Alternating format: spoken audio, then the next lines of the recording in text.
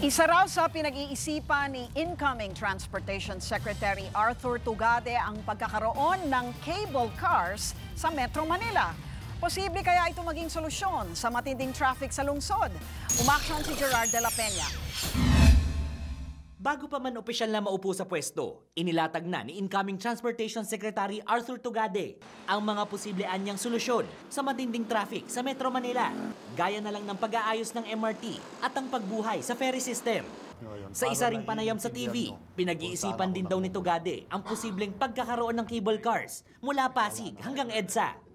Ayon sa ilang eksperto, hindi naman daw imposible ang pagkakaroon ng cable car sa Metro Manila na kadalasang makikita sa mga mas maunlad na bansa. Hindi raw kasi komplikado ang teknolohiya na ginagamit dito.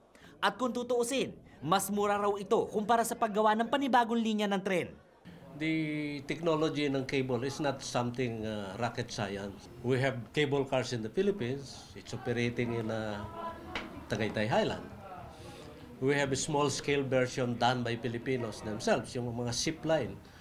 Noong nakaraang taon, nakonsulta raw si Engineer Santiago ng lokal na pamahalaan ng Pasig para magpagawa ng cable car system na biyaheng Pasig City Hall hanggang Ortigas Business District. May panukala rin umanong maglagay ng cable car sa Mactan sa Cebu. Ang problema nga lang sa cable car system, para lang ito sa malapitang mga biyahe. Kasi ang limitation mo yung haba ng cable.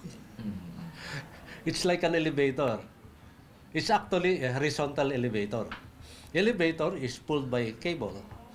And in tall buildings, you will notice that they have to cut off the elevator at some floors and you transfer to another elevator. Mas mainam pa rin daw kung pagtutuunan muna ng pansin ng bagong administrasyon ang pagpapaganda sa mga kasalukuyang mass transport system gaya ng Philippine National Railways at MRT.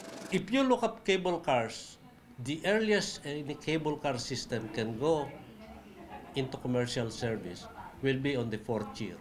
The best option for them is really look at those projects that are already on the table with studies, reconfigure them to immediate implementation, and go at it. No?